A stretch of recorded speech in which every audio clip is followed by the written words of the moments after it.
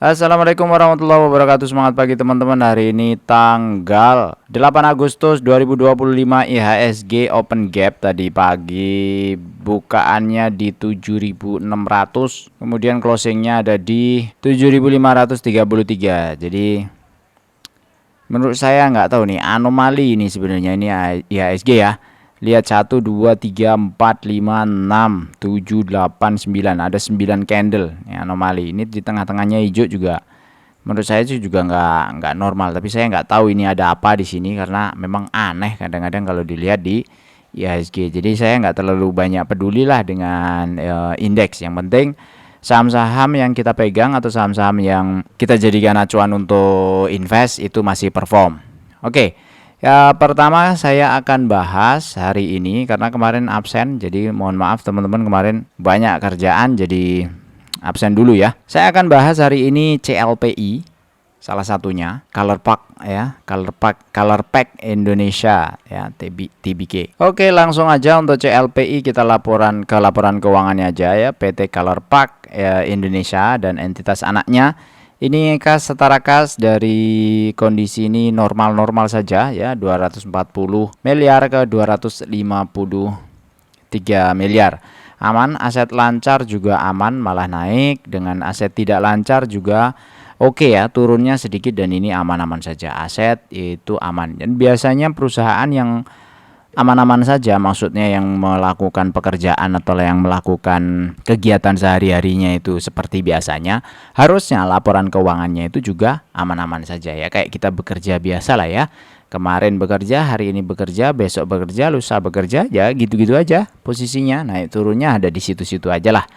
Jadi tidak banyak signifikan. Jadi perusahaan juga seperti itu ya, kayak kita-kita. Terus liabilitas ini khususnya untuk perusahaan yang memang benar-benar normal dan perusahaan yang memang secara kondisi itu kita bisa katakan stabil ya.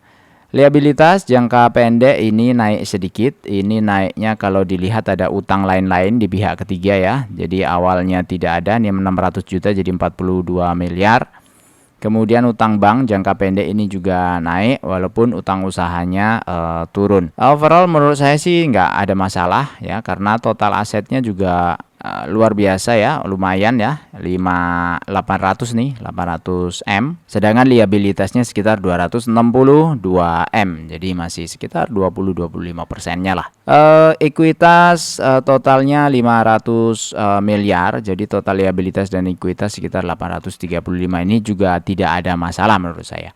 Penjualan neto dari 438 ke 458 ini naik, ini bagus ya, di CLPI bagus. Beban pokoknya naik sedikit sehingga laba brutonya pun juga ikutan naik nih, dari 57 ke 63. Laba usaha dari 25 ke 31. Ini naiknya luar biasa ya, lumayan ya, 20-an persen untuk laba usaha. Laba sebelum pajak dari 29 juga naik ke 34. Dari sini laba periode berjalan ikutan naik sehingga laba per sahamnya pun ikutan naik ya, 77 ke 92. Kayaknya harga sahamnya juga naik nih. Yes, ini harga sahamnya mungkin kemarin pas buka laporan keuangan ada di sekitaran sini ya. Ini karena reviewnya agak terlambat aja.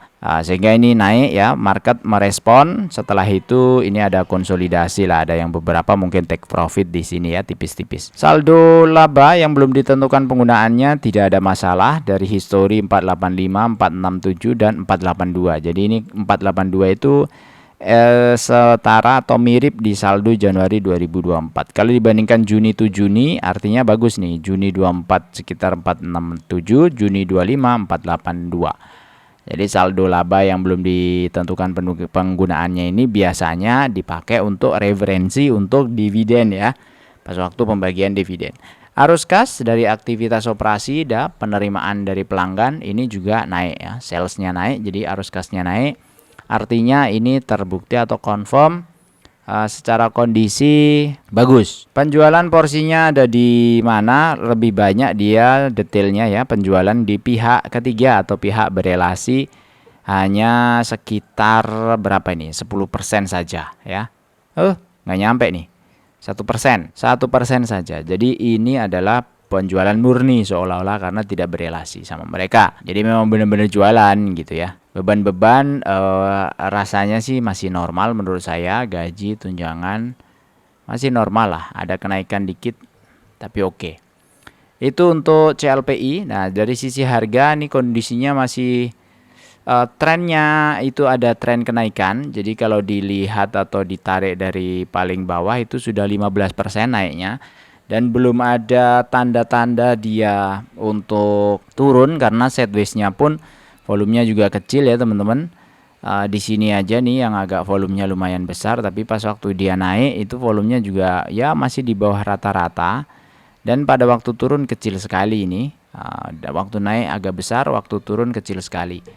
Nah, kondisi ini memungkinkan dia menurut saya sih sideways. Tapi kalau dilihat dari yang tertinggi bottom di sini itu sudah naik 26% dan masih ada potensi naik lagi karena ini trennya lumayan ya. Walaupun tidak secantik trennya TAPG. Ini TAPG ini cantik banget ya, mulai dari titik sini itu oke banget nih ya. Nah, ini 108. Ini udah beggar nih yang pegang di angka 735. Hari ini harusnya beggar untuk TAPG. Kan volume besar mulai ada di sini nih, volume besar ya. Jadi naik terus, ini konsolidasi cicil, terus ini banyak yang nyicil nih kemungkinan ya. Pada waktu sini tembus ya, breakout langsung bablas naik ke atas, dan ini belum pernah garis biru itu di bawah garis hijau ya. Garis biru itu adalah MA20, garis hijau itu MA50, jadi masih strong uptrend ini. Kalaupun nanti koreksi biasanya itu ya sentuh-sentuhannya ke sinilah ya, area-area garis biru, habis itu naik lagi, kecuali ada sesuatu yang mendasari. Dan karena kita tidak ada yang tahu harga itu akan kemana, jadi kita hanya ngomong-ngomong saja ya, hanya bicara-bicara saja. Ini untuk TAPG. Oke, kita lanjut. Tadi udah CLPI sudah, kemudian kita lanjutkan ke selanjutnya adalah TOTL. Nah, ini yang grafiknya mirip-mirip ya. Nah, CLPI dan TOTL ini grafiknya mirip-mirip. Ini posisinya sudah uptrend. Ini juga uptrend.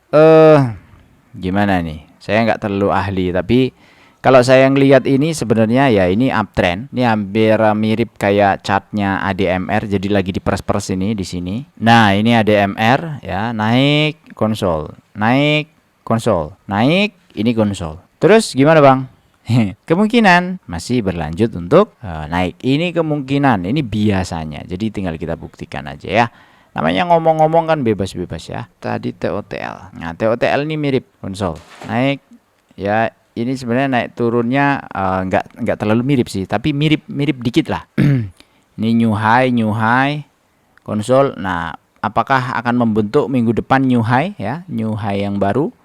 Kita pakai chart week. Nah, kalau pakai chart week ya trennya masih ke atas ya, trennya masih ke atas. Ini TOTL. Laporannya gimana bang? Nah, kita masuk ke laporannya saja, langsung dicek. Aset kondisinya aman, kas sekitar 1 triliun. Perusahaan konstruksi ya teman-teman, TOTL total. Jumlah aset lancar naik sedikit, ini oke. Aset tidak lancar naik sedikit juga oke, karena aset itu naik juga bagus-bagus saja. Liabilitas saja yang naik yang kita agak khawatir kan. Nah, ini kalau liabilitas jangka pendek ya naiknya dikit begini harusnya aman sih ya, 2,1T ke 2,2T. Walaupun 200 miliar itu bukan angka yang baik, tapi buat TOTL harusnya 200 miliar itu bukan sesuatu hal yang signifikan ya. Liabilitas kontrak, kemudian ada apa nih ya?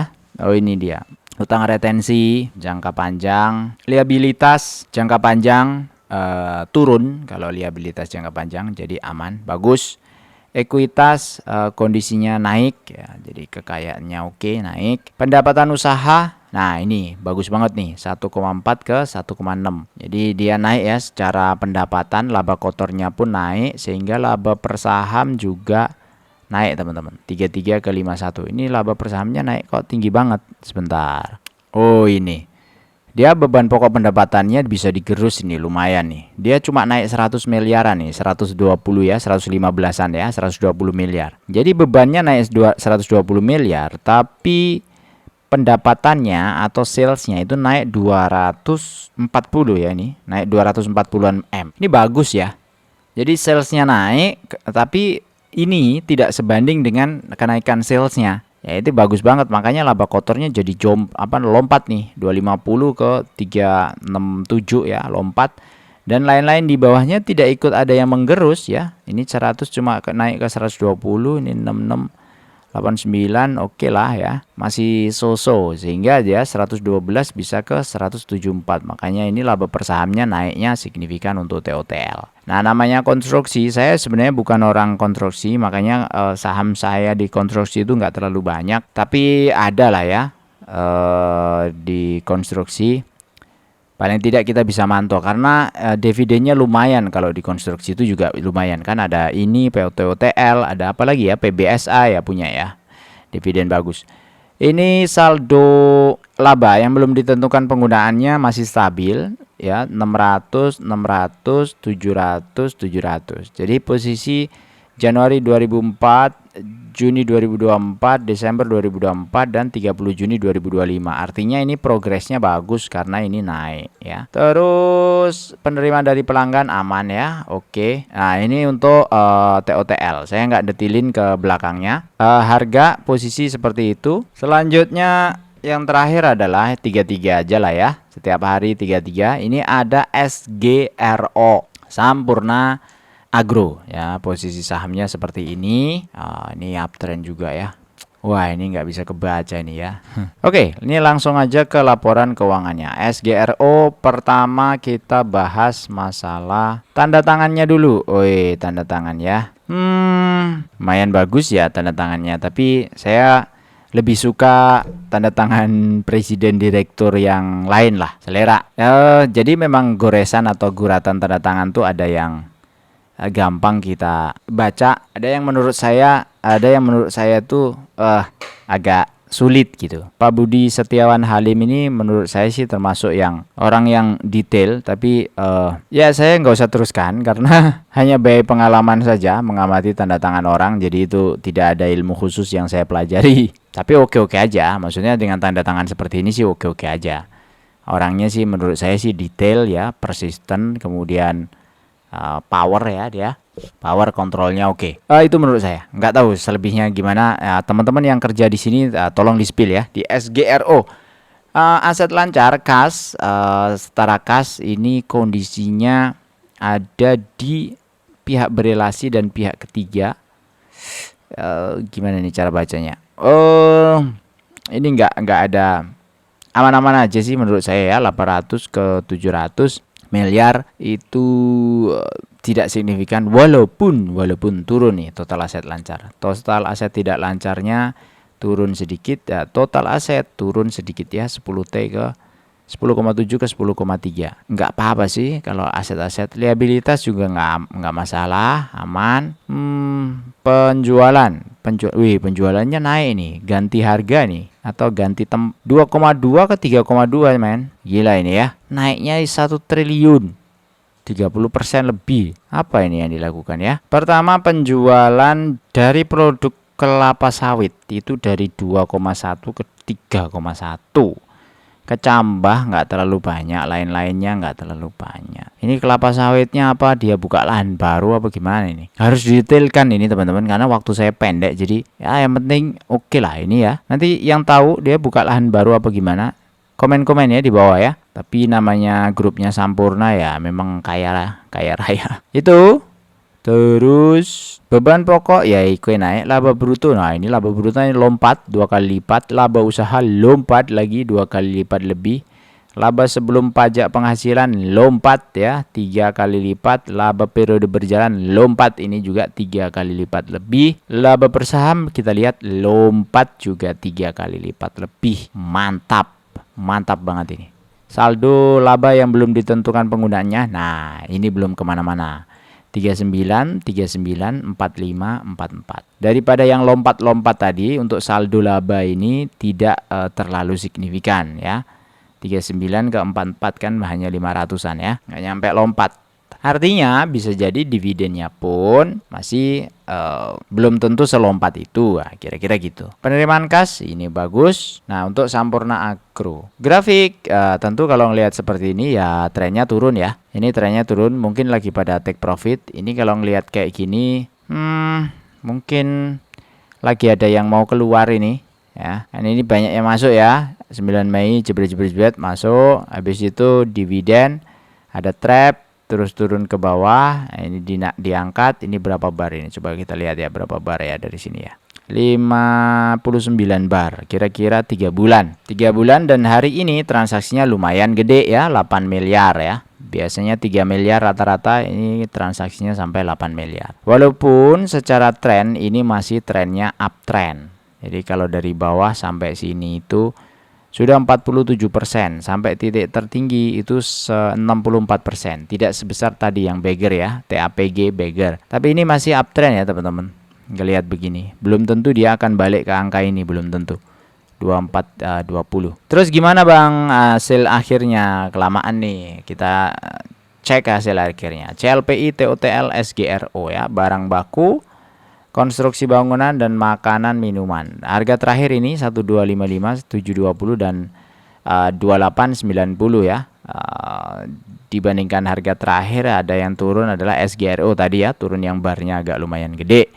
Ini dividennya 1 kali setahun. Kemudian nah ini sisa dividennya kita lihat masih mantap ya, masih cemerlang. EPS-nya untuk SGRO 440, 66 dividen PL rasio historis. Kita masukkan kemungkinan dia punya cadangan dividen itu sekitar 290, bukan cadangan sih, apa namanya ya, potensial dividen nantinya. Itu kalau dibandingkan dengan harga sekarang, harga yang sudah naik ini itu yieldnya masih 10%. Jadi itu enaknya kita mereview harga saham berdasarkan yield. Apapun bentuk chartnya ya, dimanapun posisi chartnya, titik chartnya, selalu kita balikkan dengan yield. Kenapa sesederhana itu? Karena saya pun ketika investasi misalnya ke warung kopi, ke apa ya namanya, kelontong, toko misalnya, atau ke manapun itu ya, cucian motor, cucian mobil misalnya gitu.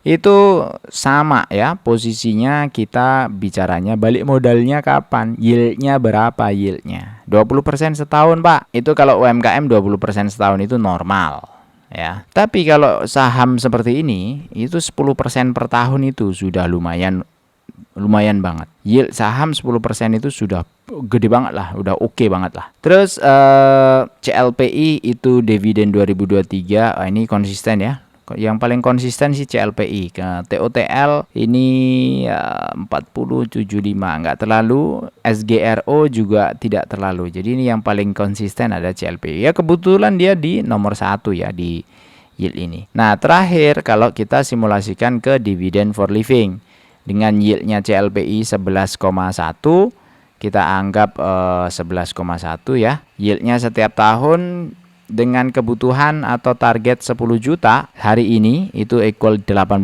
juta nanti 25 tahun lagi ketika kita pensiun.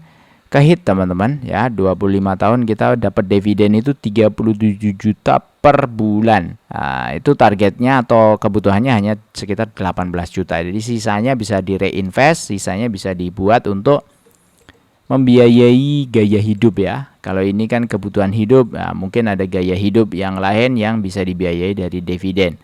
Jadi nabung 2 juta per bulan, ini 74 karena ada modal 50 juta di awal. Terus nabung terus sampai ada dividen, masukin lagi dividen, masukin lagi dividen, masukin lagi ya. Silakan aja nih di freeze nih. Nah, terus sampai periode kelima. Periode kelima itu equity kita atau total investasi kita sudah 4,09 miliar. Saya kira cukup untuk hari ini karena sudah panjang. Semoga bermanfaat. Wassalamualaikum warahmatullahi wabarakatuh. Jangan lupa di-support channel ini supaya tetap terus berbagi ya. Kita membersamai sampai nanti pensiun. Terima kasih.